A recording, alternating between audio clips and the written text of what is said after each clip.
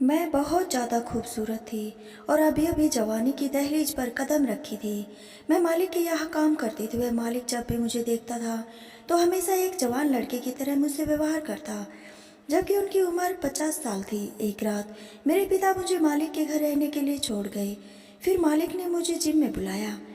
मालिक को जिम में जब मैंने पसीने से सराबोर बनियान में देखी तो मैं बेहोश हो गई। फिर मालिक ने जैसे ही मुझे मेरे नीचे छुआ तो मेरा नाम अनीता है। मैं अभी 17 साल की हुई थी। मैं 8वीं तक पढ़ाई सरकारी स्कूल में की। उसके बाद पिताजी ने मेरे आगे की पढ़ाई रुकवा दी।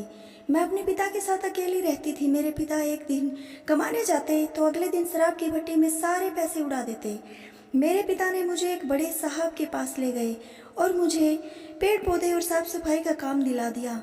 इस तरह से अपने 50 वर्षीय मालिक के यहाँ काम पर लग गई। मेरे 50 वर्षीय मालिक अपनी उम्र के हिसाब से बहुत बड़े नहीं थे। उनके घर में उनके अलावा कोई नहीं था। मैं अभी अभी युवावस्था में प्रवेश हुई थी तो मालिक को 50 साल से ज़्यादा की समझती थी, लेकिन इस उम्र में मुझे जल्दी ही समझ आ गया कि वे क्या कर सकते हैं यह मुझे पता नहीं था। मेरे पिता मुझे हर दिन मालिक के घर छोड़ने जाते। मालिक के घर पेड़ पौधों को पानी देती और झाड़ू पोछा करने काम करती थी। मेरे मालिक की उम्र अभी 50 साल थी। वह अपने घर में अकेले रहते थे। आज शाम को पापा मुझे लेने नहीं आए। मैंने काफ़ी देर तक पापा का इंतजार किया। मुझे गेट पर खड़ा देखकर मालिक मेरे पास आए और उन्होंने मुझसे कहा कि मुझे लगता है कि तुम्हारे पापा आज तुम्हें लेने नहीं आएंगे, इसलिए उनका इंतजार करने की बजाय घर के अंदर आ जाओ। फिर वह बोले, मुझे बताओ कि तुम्हारे पिताजी रात 8 बजे के बाद कहाँ जाते हैं। तभी मेरे दिमाग में यह विचार आया कि पापा अभी शराब की दुकान पर नशे में धुत होकर वहीं पड़े होंगे। मुझे पता था यही हुआ होगा, इसलिए तो पापा अभी तक नहीं आए। फिर मालिक के कहे मुताबिक उनके घर के अंदर चली गई। मेरे मालिक ने कहा कि अब खाने का वक्त हो गया है, इसलिए आओ मेरे साथ, तुम भी खाना खा लो। फिर मैंने मालिक के साथ खाना खाने बैठ गई। खाना खाने के बाद रात को मुझे अपने कमरे में सोने को कह रहे थे, लेकिन मैं वहाँ सोने की बजाय हॉल में सो गई। अगली सुबह मैंने मालिक से कहा, मालिक मेरे पिता को फ़ोन करके बुला दीजिए। उन्होंने तुरंत मेरे सामने फ़ोन लगाया, लेकिन पापा ने फ़ोन नहीं उठाया। एक पिता इतना लापरवाह कैसे हो सकता है। उन्होंने अपनी जवान बेटी को एक 50 साल के आदमी के साथ उसके घर अकेले कैसे छोड़ सकता है। शाम को मैं मालिक से अनुरोध करके अपने घर ले जाने को बोली। मालिक जब मुझे मेरे घर लेकर आए तो घर पहुंचकर देखा कि हमारे घर पर ताला लगा हुआ था। मुझे नहीं पता था पापा कहाँ गए, इसलिए ना चाहते हुए भी मुझे फिर से मालिक के घर आना पड़ा। देखते ही देखते जल्द ही 10 दिन बीत गया, लेकिन मेरे पापा मुझे लेने नहीं आए। मेरे मालिक बहुत अच्छे थे। उन्होंने मुझे घर में बहुत अच्छे से रखा। मेरे मालिक की पत्नी कुछ साल पहले मौत हो गई थी, तब से वह अकेले ही रहते थे। एक दिन मालिक मुझे बाजार लेकर गए। उन्होंने मेरे लिए कुछ कपड़े खरीद लिए।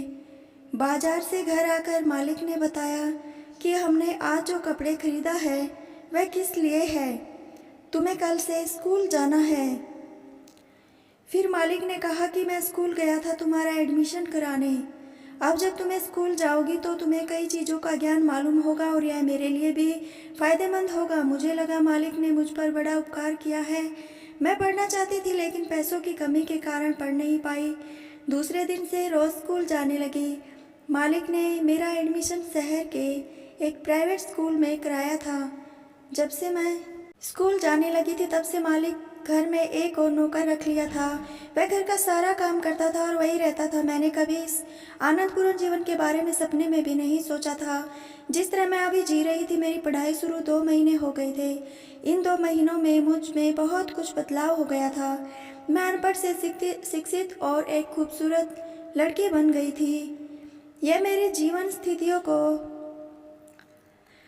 एक अलग बदलाव था, लेकिन मैं यह कभी नहीं सोचा कि मेरे पास मेरे लिए यह सब क्यों कर रहे हैं। लेकिन इसके पीछे का रहस्य जल्द ही मेरे सामने आने वाला था, जिसका मुझे थोड़ा भी आभास नहीं था। देखते देखते 6 महीने गुजर गए। अब मैं और भी खूबसूरत और जवान दिखने लगी थी। घर का नौकर हर रात सोने से पहले मेरे लिए बादाम का दूध लाता, यह सब मेरे मालिक के कहे अनुसार ही करती थी। एक दिन जिम में व्यायाम करते समय मालिक ने मुझसे कहा कि आज मैं तुम्हें एक नई तरह का व्यायाम दिखाऊंगा। मालिक ने मुझे उस तरह की व्यायाम दिखाना शुरू किया। इसी बीच घर का नौकर मोहन वहां आ गया। जिम वाली रस्सी खींचते समय मालिक ने मेरी मदद कर रहे थे। उनका हाथ मेरी कमर पर देकर मोहन ने अपना मुंह दूसरी ओर घुमा लिया। फिर उसने कहा कि मालिक से मिलने के लिए बाहर कोई मेहमान आया है। फिर मालिक ने अभ्यास रोक दिया और मोहन से कहा, जब भी तुम आज के बाद अंदर आओगे तब दरवाज़ा खटखटाना मत भूलना। शायद मालिक को मोहन को इस तरह अंदर आना पसंद नहीं आया। मालिक के बाहर जाने के बाद मोहन मुझे अलग नज़रिए से देखने लगा, लेकिन मैंने उसे नज़रअंदाज कर दिया और अपने कमरे में चली गई। कुछ देर बाद मैं स्कूल के लिए निकल गई। शाम को मैं अपने समय पर घर आ गई थी। मैं उस घर में अकेली लड़की थी। मैं घर गई तो मालिक मेरे लिए एक अच्छी सी ड्रेस लेकर आए थे। उन्होंने कहा, यह ड्रेस पहनो और तैयार हो जाओ, आज हमें बाहर एक पार्टी में जाना है। मैं वह ड्रेस पहनकर तैयार हो गई। मैं तैयार होकर बाहर आई तो मालिक ने मुझे एक अलग ही अंदाज में देख रहे थे। मेरे मालिक कोट पैंट पहने हुए थे और इस उम्र में भी वह कम उम्र के दिख रहे थे, लेकिन आज कुछ ज़्यादा ही रौनक उनके चेहरे पर दिख रही थी। बस मेरे हाथ में अपना हाथ डाला और पार्टी के लिए निकल गए। पार्टी में उन्होंने मुझे अपने कुछ दोस्तों से मिलवाया। मालिक अपने कुछ मित्रों से खड़े होकर बातें कर रहे थे और मैं वॉशरूम में चली गई। थोड़ी देर बाद जब मैं वॉशरूम से बाहर आई तो मेरे मालिक का एक दोस्त मेरे पास आया और मेरी तरफ देखने लगा। फिर मालिक के उस दोस्त ने मुझसे कहा कि तुम्हारी मालिक के पास बहुत दिमाग है, तुम्हारे जैसी लड़की बाहर हजारों रुपए खर्च करने से भी नहीं मिलती। इस उम्र में तुम्हारे मालिक का यह ख्वाहिश है, जब तुम जैसी लड़की 50 साल के बूढ़े को तरोताज़ा करेगी। अपने मालिक के दोस्त की यह सारी बातें सुनकर मुझे उस व्यक्ति पर बहुत गुस्सा आया। मैंने उससे कहा, अपना मुंह बंद करो। फिर उस व्यक्ति ने मेरी बात पर गुस्सा न करते हुए मुझे जूस देने लगा। मैंने जूस लेने से इनकार किया, लेकिन उसने सॉरी बोलते हुए दोबारा जूस देने लगा। फिर मैंने जूस का गिलास लिया और जूस पीने लगी। जूस पीने के बाद मुझे बहुत चक्कर आने लगे। मैं वही टेबल पर सर रखकर सो गई। अगली सुबह जब मैं उठी तो खुद को अपने कमरे में देखी। मैंने अपने हाथ पर नाखून जैसी एक खरोच भी देखी। मैं उठकर बेड पर बैठ गई। फिर मोहन मेरे कमरे में नाश्ता लेकर आया, जो कि पहले कभी ऐसा नहीं हुआ था। अभी मुझे शक भरी नज़रों से देख रहा था।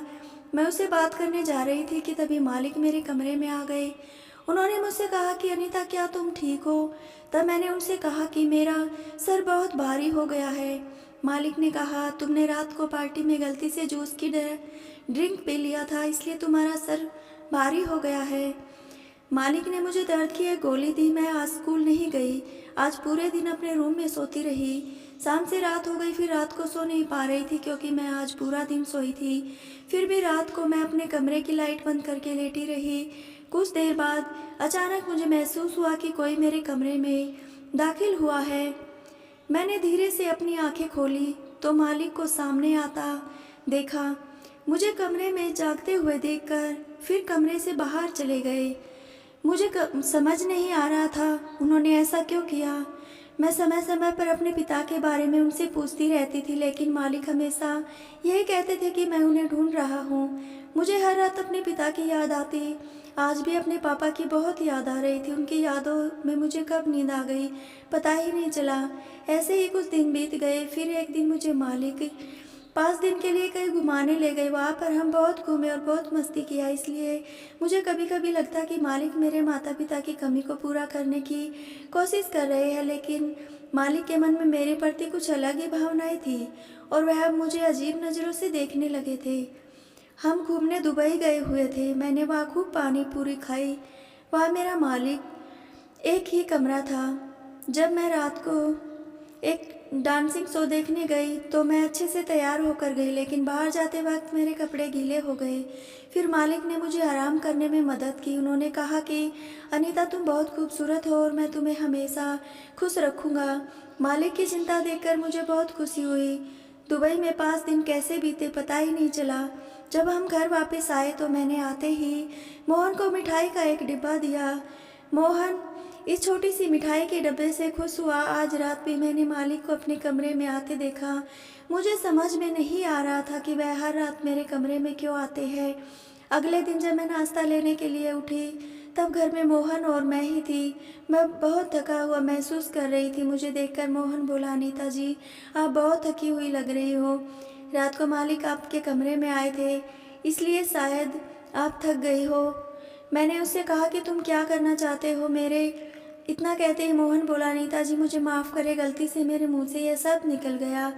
मुझे लगा कि मोहन मुझसे कुछ कहना चाह रहा है। वह ऐसी बातें किया करता जो मेरी समझ से बाहर होती। मैं उनकी बातों को नज़रअंदाज करती और बेहतर समझा, इसलिए उसे नज़रअंदाज करके स्कूल के लिए निकल गई। मैं आज पूरा दिन स्कूल में बिताई। मैं अपने पापा के लिए ग्रीटिंग कार्ड बना रही थी क्योंकि आज मेरे पिताजी का जन्मदिन था। पिताजी की याद में आज अच्छे से खाना नहीं खाई, बीच में खाना छोड़ दी और मैं अपने कमरे में चली गई। पिताजी की याद में मुझे रोना आ रहा था। तभी मालिक मेरे कमरे में आए और मुझे रोता हुआ देखकर मुझसे पूछा, क्या हुआ अनीता, तुम रो क्यों रही हो? मैंने कहा, मालिक मुझे पापा की बहुत याद आ रही है। आज उनका जन्मदिन है और मैंने उनके लिए एक ग्रीटिंग कार्ड भी बनाई है। ग्रीटिंग कार्ड देकर मालिक मुझसे बोले, बहुत ही जल्द मैं तुम्हें तुम्हारे पापा के पास ले जाऊंगा। फिर मालिक ने बिना कुछ कहे मेरे आंसू पोंछने लगे। थोड़ी देर बाद मेरे कमरे से बाहर चले गए। मैं आज पूरी रात सो नहीं पाई, इसलिए उठकर कमरे से बाहर चली गई। फिर रसोई में जाकर थोड़ा पानी पिया। फिर मैंने रसोई की खिड़की से बाहर देखा तो मालिक अपने शरीर पर कंबल ओढ़े हुए किसी को पैसे की गड्डी दे रहे थे। मैं खिड़की के करीब गई और देखी तो पैसे लेने वाला व्यक्ति कोई और नहीं बल्कि मेरे पिताजी थे। लेकिन इतना पैसा क्यों ले रहे थे मुझे समझ नहीं आया। मालिक जानते थे कि मैं अपने पिता की याद में रोज रोती हूँ। वो मेरे पिता को मुझसे मिलने की अनुमति देकर उन्हें पैसे क्यों दे रहे थे? यह सब क्या चल रहा था? मेरे पिता और मेरे मालिक के बीच मुझे कुछ भी समझ नहीं आ रहा था। मैंने सोचा कि पापा को आवाज़ दो, तभी पापा वहाँ से पैसे लेकर चले गए। मालिक भी घर की ओर आने लगे। मालिक के घर के अंदर आने से पहले मैं जल्दी से अपने कमरे में जाकर सो गई। कुछ देर बाद मालिक ने घर के अंदर आ गए। फिर वह मेरे कमरे में आए। उसी समय मैं अपनी आंखें कसकर बंद कर ली थी। मालिक मेरे कमरे में आकर मेरे चेहरे पर हाथ फेरने लगे। थोड़ी देर मेरे शरीर को छूने के बाद जैसे ही वे कमरे से बाहर निकले मैं कांपने लगी। पिछले कुछ महीनों से मालिक मेरे साथ क्या कर रहे थे? वो मीठी मीठी बातें करके मुझे अपने घर में क्यों रखा? अब मेरे सामने कई सवाल खड़े हो गए थे। मैं आज रात देर से सोई थी क्योंकि मैं रात को यह सब सोच रही थी। सुबह जब मैं उठी तो मेरा शरीर बुखार से तप रहा था। फिर मालिक ने डॉक्टर को घर बुलाए और घर पर ही मेरा चेकअप कराए। डॉक्टर ने मुझे कुछ दवाइयाँ दी और चले गए। मालिक आज ऑफिस नहीं गए और वे सारा दिन मेरा पीछा करते रहे। उन्होंने मुझसे कहा, तुम इस तरह बीमार कैसे हो सकती हो? तुम्हें मेरे लिए जल्दी अच्छा होना पड़ेगा। जब मेरे मालिक की बात गलत हो गई तो उन्हें कोई भी अच्छी बात समझ नहीं आ रही थी। फिर 4 दिनों के बाद मुझे बेहतर महसूस होने लगा। मैं पापा और मालिक को रात में मिलते देखी। मैंने मालिक से इस बारे में अभी तक कुछ नहीं कहा क्योंकि उसकी असली सच्चाई जानना चाहती थी। पिछले कुछ दिनों से मेरी रातों की नींद हराम हो गई थी और हर सुबह मुझे थकान महसूस होती थी। मैं आज रात को जब सोई हुई थी तो हमेशा की तरह आज भी आधी रात को मेरे कमरे का दरवाज़ा खुला। कमरे में धीमी रोशनी जल रही थी, बाकी सब कुछ अंधेरा था और दरवाज़ा खुला और फिर बंद हो गया था। कुछ ही पल में मुझे लगा कि कोई मेरे बगल में सो रहा है। अचानक मुझे अपने शरीर पर एक हाथ रेंगता हुआ महसूस हुआ। धीरे धीरे हदें पार हो रही थी। फिर उसने मेरे नीचे छुआ और डालने तभी मेरी आँख खुली और जल्दी से उठकर कमरे की लाइट जला दी। फिर मैंने मोहन को अपने बिस्तर पर लेटा देखा। गुस्से से मैंने उससे पूछा, तुम मेरे साथ क्या कर रहे थे? मेरे इतना कहते ही मोहन चौंक गया। फिर मैंने उससे कहा, मैं तुम्हारी यह हरकत मालिक को बताऊंगी। मेरे इतना कहते ही मोहन के मुंह से निकल गया, तुम हर रात खुशी खुशी अपने मालिक के साथ रात बिताती हो। अगर तुम एक रात मेरे साथ बिता लोगी तो क्या हो जाएगा? उसके इतना कहते ही मैंने उससे कहा, तुम ये क्या बात कर रहे हो? फिर उसने बोलना शुरू किया, मैं रोज़ रात को देखता हूँ मालिक आधी रात को आपके कमरे में आते हैं और समय गुजार कर चले जाते हैं। मैं सब कुछ समझता हूँ। मैं समझता हूँ कि तुम कौन हो। मैं जानता हूँ कि तुम भी मालिक की एक नौकरानी ही हो और एक नौकरानी पर ऐसी दया कोई नहीं करता। तुम्हारी खूबसूरती का फ़ायदा उठाया है मालिक ने। तुम उस बूढ़े आदमी के लिए एक अच्छे दिल बहलाने वाले साथी हो। उसका अपने शब्दों पर कोई नियंत्रण नहीं था। उस समय मैंने भी अपने हाथ का नियंत्रण खो दिया और मैंने मोहन के कान के नीचे बजाते हुए उसे अपने कमरे से बाहर निकाल दिया। वह मेरे साथ क्या कर रहा था जिसे मोहन समझ तो रहा था, लेकिन फिर भी मुझसे छुपा रहा था। मोहन की बातों से मुझे मालिक की भावनाएं समझ आने लगी। अब मालिक को करीब लाने का समय आ गया था। जो पर्दे के पीछे हो रहा था अब वह सामने से होने लगा था। अगली रात मैं बिस्तर पर जाने से पहले नहाई, मैं गीले बालों पर परफ्यूम स्प्रे और एक छोटी ड्रेस लेकर कमरे में गई। उनके कमरे में हर तरफ अंधेरा था। मैं उस कमरे में रोशनी डालने के लिए वहां गई थी। मैं धीरे धीरे मालिक के करीब गई। मैंने अपने गीले बाल मालिक के चेहरे पर घूमना शुरू कर दिया। मैंने उनका हाथ पकड़ा और तभी मालिक ने अपने कमरे की लाइट जला दी। मालिक मुझे देखकर बोले, ये तुम क्या कर रही हो अनीता? तुम होश में तो हो? तुम यह गलत कर रही हो। तभी मैं मालिक से बोली, अगर गलत कर रही हो तो आप उस रात के अंधेरे में मुझसे छुपाकर मेरे पिता को पैसे देना और रात को मेरे कमरे में आना और मेरे पास बैठना, मेरे शरीर पर हाथ फेरना, यह सब क्या है? आप मुझ जैसी नौकरानी पर इतना उपकार कैसे कर सकते हैं? क्या यह सब तक नहीं रह सकते? जब तक आप अपने मन में कुछ अपेक्षा नहीं रखते, मैं आपको वही देने के लिए आई हूँ जो आप चाहते हो। आपको जो चाहिए ले लो, लेकिन मुझे मेरे पिता से मिलवा दो। मेरे इतना कहते ही मालिक ने कहा कि पिता के लिए इस मुकाम तक तुम्हारा जाना गलत नहीं है। फिर मालिक ने कहा कि तुम्हारे पिता ने तुम्हें कभी नहीं बेचा, बल्कि तुम्हारे पिता ने जुए में तुम्हारा घर भी हार गए हैं। वे तुम्हारे साथ भी जुआ भी खेलने वाले थे। तभी मैं उनके पास गया, गुजर रहा था। वह तुम्हें पैसे के लिए अपने शराबी दोस्तों को बेचना जा रहे थे। लेकिन जब मुझे सच्चाई का पता चला तो मैंने तुम्हारे पिता को इतना धन दे दिया जितना उन्होंने मांगा था और मैं तुम्हें अपनी बेटी के रूप में अपना लिया। तुम अपने पिता के प्यार में इस कदर पागल थी कि तुम कभी पिता का असली चेहरा नहीं देख पाई। तुम्हें अपने पिता के प्रति इतना प्यार देखकर मैं भी तुम्हें उनकी सच्चाई नहीं बता पाया। मैं किसी लड़के के दिल उसके पिता के लिए नफरत पैदा नहीं करना चाहता था। मैंने अपने बच्चे को जन्म नहीं दिया। मैं अपनी पत्नी एक प्यारी सी बच्ची चाहता था। भगवान ने मुझे बहुत धन दिया, लेकिन उस संपत्ति का कोई वारिस नहीं दिया। मेरा एक हाथ खुशियों से भरा है, लेकिन दूसरा बंजर जमीन की तरह सूखा है।